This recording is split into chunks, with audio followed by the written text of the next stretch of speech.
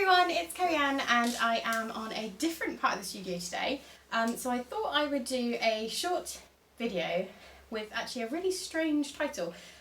The reasons why not to get a studio in a conservatory. Now this is actually something that I've came across last year, because last year would have been my first year having the studio in a conservatory, and this is going into now my sort of second year.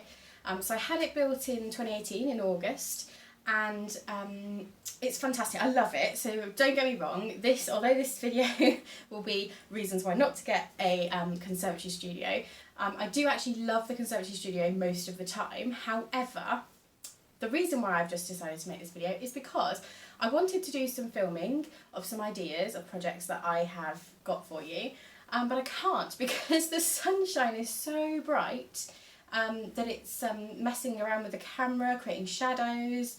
So yeah, it's proving a challenge. So what I would say is, if you're thinking of having an art studio or craft studio in a conservatory, number one would be, don't get a glass roof. Now you can get conservatories now with slated roofs and various other style roofs. If you can do that, I would probably recommend doing that and just having the natural light coming in through the windows, because you find that actually you get less shadows and it's more like a sort of a natural room would be inside a house.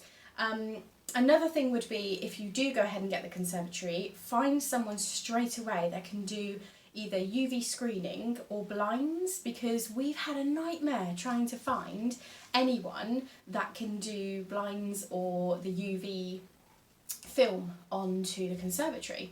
I don't know why, it's just this area, they obviously don't have people that can do it. If you know of anyone that does it in the Seaton area in Devon, let me know, because I really want to have UV film put on the windows and on the roof, but also I just really want some blinds, because then I can use the blinds when I need to make sure that I can continue filming.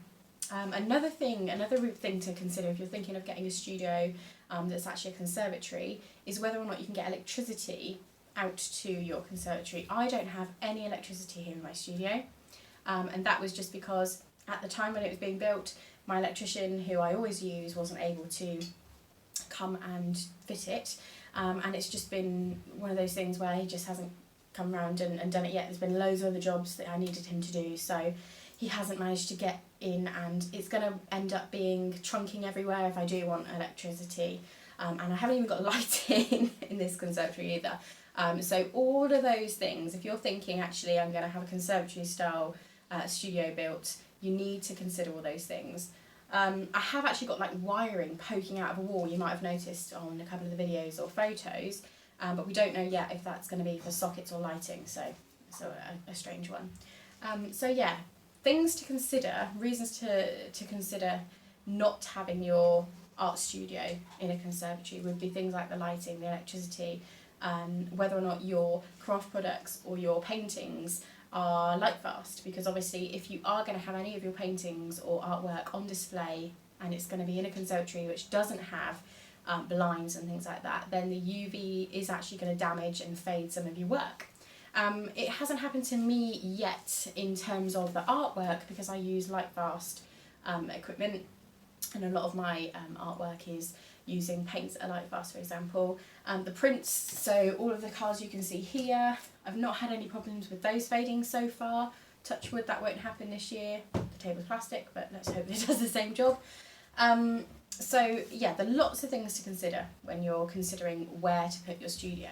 Now, going back before 2018, what you might have seen is that I actually had a studio in my living room. That again was one of those things where it was great at the time and I loved it for what it was for, but when you have your studio space or your craft space in your living space, what can happen is there's a kind of blur in between your living and your working, if you're working in the industry like me, or a blur between actually your crafting and your hobby and being able to do anything else. So it's kind of a difficult one if you're considering where to put your crafty space or your art space. I don't know if I would recommend the living room as a space. Although it did look fantastic. If you haven't actually seen when I used to have my studio in my living room, it's worth going back to some of my studio tours pre-2018, because the layout was absolutely fantastic, and I was very lucky. I have a massive living room, so it didn't take up the whole living room. It was just purely the fact that when I was trying to concentrate on things, someone would be watching the telly and that would distract me, and I'd get distracted. Or if I wanted to film something for YouTube, for example, I couldn't do that when there was other people in the living space. So yeah, pros and cons in terms of that. So I guess really the video now is taking the line of where is the best place for you to create your studio, your art space, your craft room. So my experience, I've had living room. I wouldn't recommend it, you know, if you're just crafting as a hobby and you're not filming or planning on taking your art to doing YouTube videos or making it something as in further than a hobby. Then fair enough, maybe a small craft space in the living room might work. But if you're doing it as a job, or you hope it to be a career, or you need to do filming, then I would say avoid the living room. If you're thinking of a conservatory, then I would definitely take into consideration what I've said about the light fastness of what you're using. If you're using craft products like stamps and things, don't leave them out in the sunshine. Put them into storage boxes. If you've seen any of my recent studio tours, you'll see that I've actually got white boxes for everything that needs to be stored safely. So that's something to consider. Where else have I had my studio over the years? I've had it in a garage. So we're going 2008, 2009. We're going back quite a long time. I've had it in a garage. That was a great place because I actually had electricity out there. I had lighting. It was a bit cold maybe. But it was great because I was away from the house. It was somewhere different. And that I could use my daylight lamps plugged into the sockets. So actually the garage was a great place. That was a good studio that I had. I don't think I was YouTubing at that point. Where else have I had? I've had it in a bedroom. So when I moved here to this house, I actually used a bedroom at one point. I found the shape of the room was a challenge in deciding how I want the layout, because I have to have a particular layout and I have to be happy with it. And then I also have to have the ability to change that layout. You'll probably notice if you come to my shop at all that it's changed nearly every time you visit, and that's because I like things just so. So a bedroom's a great place, especially if you're just starting out, because it can be a sort of separate area for crafting and things and your art projects. Where would I dream to have my studio? Okay, so my dream studio is in somewhere like a sort of cabin or something, or somewhere separate to my home but overlooking countryside or the sea or something like that. That would be where my dream studio would be. So a designated space that's big enough for everything I need, that I can do the filming, so it's got the right lighting, electricity, warm, but I just want a nicer view. See, I love the fact that in the conservatory I've got this great view out the window. It's just the light and issues that I have problems with. So if I could have my dream studio, it would be overlooking something like the countryside or the sea or something. If you haven't been to Down End Farm Studio, which is Ali Board's studio, then you need to go there, endorse it. It's fantastic, and it's actually the inspiration that I had to create this studio here, because I found that looking out of the windows at the nature, and she's actually based on a small farm, her home farm, if you can look out to that, it's quite a calming influence. It makes you feel relaxed and in a good place for arts and crafts and things. So yeah, it was Ali's studio that inspired me to have this built.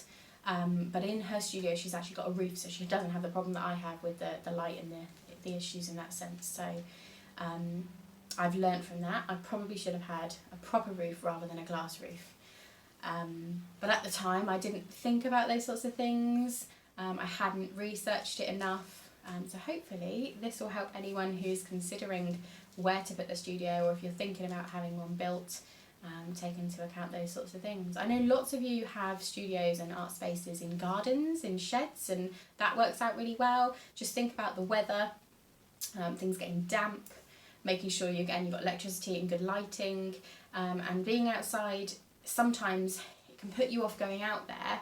If it's pouring it down with rain, actually just that short distance of going to the shed can off-put you. You might not want to go out there. So if you can, make it quite a nice a place where it doesn't feel like you can't notice the rain so much. So the purpose-built sheds are great, but the ones that are a bit like summer houses, a few friends that have got those have said actually they're not really what they imagined it would be like being in them.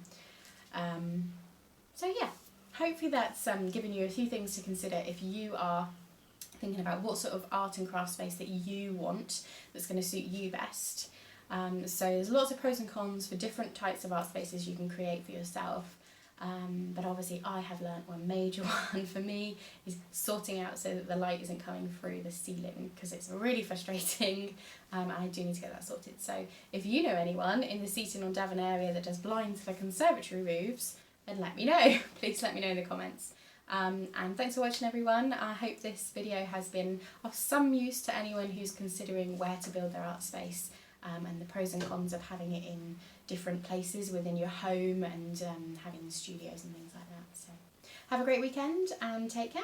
Bye.